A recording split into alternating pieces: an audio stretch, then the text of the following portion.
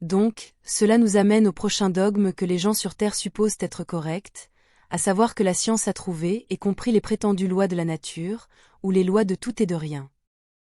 La science sur Terre pousse ces concepts comme des dogmes, alors qu'ils ne sont que des théories qu'ils ne peuvent pas prouver. Et afin de pouvoir avancer, ils inventent d'autres lois qu'ils appellent sous un autre nom, par exemple des constantes, et le meilleur exemple en est la vitesse de la lumière, que la science impose comme un dogme, comme quelque chose de fixe, donc une constante mathématique que d'autres calculs utilisent comme base. J'ai dû faire des recherches à ce sujet, et je vous encourage à en faire de même sur Terre la vitesse de la lumière n'est pas une constante, il la mesure depuis bien plus d'un siècle et elle donne toujours des valeurs différentes, parfois très différentes. Les scientifiques ont donc commencé à faire une moyenne des mesures et ont trouvé ce qui est considéré comme la valeur constante de vitesse acceptée. Mais alors que les mesures continuaient et que les résultats continuaient à varier, en 1972, ils ont trouvé une sorte de formule qui donne toujours le même résultat car la formule elle-même contient la valeur acceptée de la vitesse de la lumière, donc la formule s'adapte aux variations lorsqu'elles apparaissent. C'est pourquoi, à mon avis, ce n'est pas de la science que de la faire se valider elle-même, vous ne pouvez pas utiliser une valeur fixe de la vitesse de la lumière comme constante de base à l'intérieur de la même formule qui valide cette même constante, c'est une pensée séculaire. C'est comme demander à un personnage d'un roman de fiction de valider le même roman comme réel. C'est comme considérer que Blanche-Neige est une personne réelle juste parce que Grincheux et Hatchoum l'ont dit. Et j'ai trouvé le même problème concernant la constante de gravitation et je suis assez sûr que ce sera le cas avec de nombreuses, sinon toutes, autres prétendues constantes universelles utilisées en physique. Alors, pourquoi ferait-il une telle chose, dans quel but? Comme nous l'avons dit précédemment, pour pouvoir contrôler, guider et surveiller la perception humaine afin de la maintenir exactement là où ils ont besoin et veulent qu'elle soit.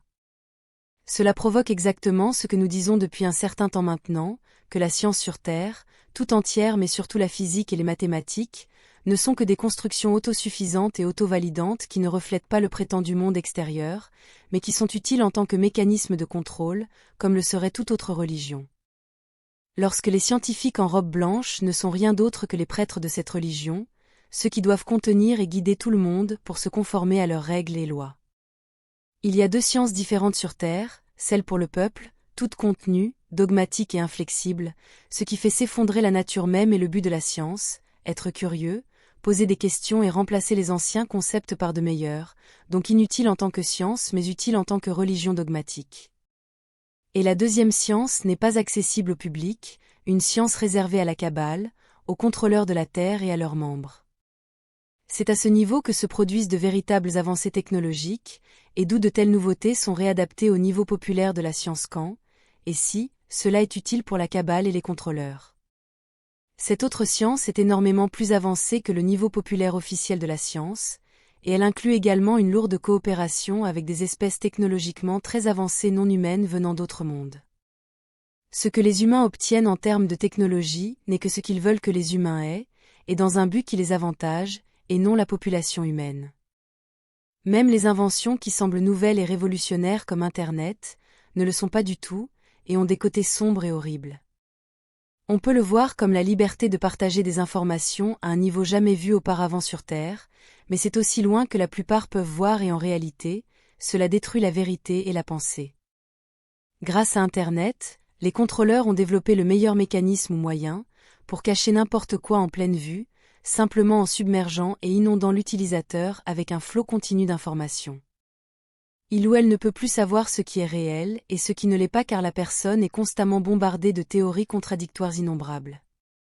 Une telle surcharge d'informations en continu pousse les masses à rejeter toutes les informations qui ne viennent pas de sources officielles dans une tentative de trouver une certaine stabilité et un cadre de réalité sur lequel baser leur vie. C'est pourquoi j'insiste fortement pour que vous n'écoutiez personne, et tout le monde en même temps, et que vous développiez la force d'esprit pour développer votre propre réalité personnelle et tout ce qui la soutient. Savoir ce qui est réel et ce qui ne l'est pas est simplement une tâche impossible sur Terre de nos jours. Tout ce qui ose sortir des dogmes du paradigme accepté et imposé par la science moderne sur Terre est interdit et critiqué comme de la pseudo-science alors que leur science est bien pire et n'est pas basée sur leur méthode scientifique chérie, et c'est avéré ne pas l'être. Et toutes les branches de la science sur Terre sont contrôlées de la même manière.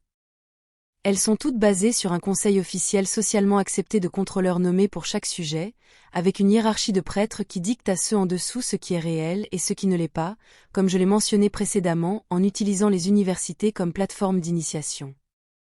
Et lorsque l'un ou l'autre membre s'écarte de ce qui est officiellement accepté, cette personne est simplement ostracisée ou même effacée, si vous voyez ce que je veux dire.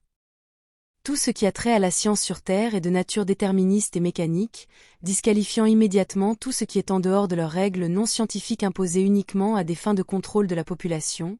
et tout ce qui ne peut pas être mesuré de manière empirique, de manière totalement matérialiste. Ainsi, la médecine par exemple ne peut aborder les problèmes de santé que sur un plan mécanique de scalpel, considérant le corps comme une simple machine, disqualifiant agressivement tous les autres types de médecine. Tout ce qui a trait à la conscience est simplement expliqué avec des explications réductionnistes qui frôlent parfois le ridicule, et tous les phénomènes psychiques comme la télépathie sont simplement impossibles, car ils ont imposé l'idée que vous êtes seulement dans votre tête et êtes le produit de processus chimiques et électriques à l'intérieur de votre crâne physique.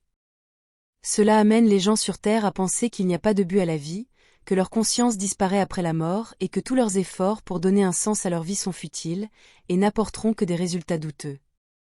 Le fait indéniable que la science sur Terre est clairement contrôlée par des sociétés secrètes à travers leurs prêtres, qui sont les plus haut placés dans la hiérarchie de la communauté scientifique, et est également indissociable de la religion car ces prêtres scientifiques imposent des principes, des lois et des constantes non scientifiques de manière dogmatique et arbitraire dans le seul but de contenir et de guider les résultats pour qu'ils ne s'écartent pas de ce qu'ils veulent.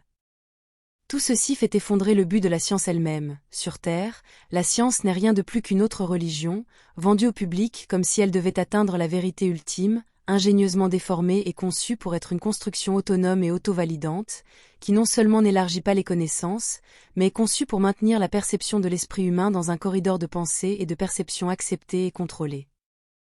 Et surtout pour empêcher l'esprit humain et les âmes de découvrir qui ils sont vraiment, pour entraver leur connexion avec la source originelle et la conscience, très attrayant pour tous ceux qui ne tombent pas dans les religions établies, pensant qu'ils ont un esprit critique analytique, les poussant à croire qu'ils détiennent la vérité ultime, et avec cela, ils tombent dans un autre piège dogmatique religieux.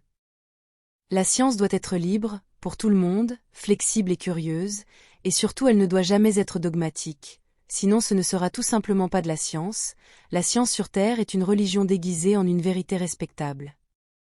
Dans la vraie science, il n'y a pas de règles fixes, pas de vérité fixe, pas de loi et pas de dogme.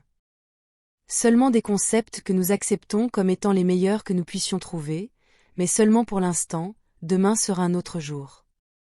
La science doit évoluer avec ceux qui l'utilisent, et ne doit certainement jamais être utilisée pour limiter la conscience, encore moins pour abaisser les âmes belles et illimitées.